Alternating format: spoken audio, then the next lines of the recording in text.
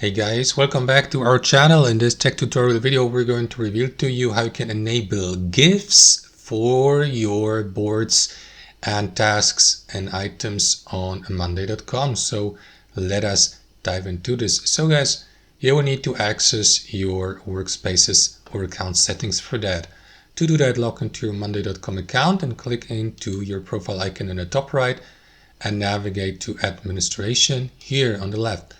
From there, expand the customization tab to the left and here click into features.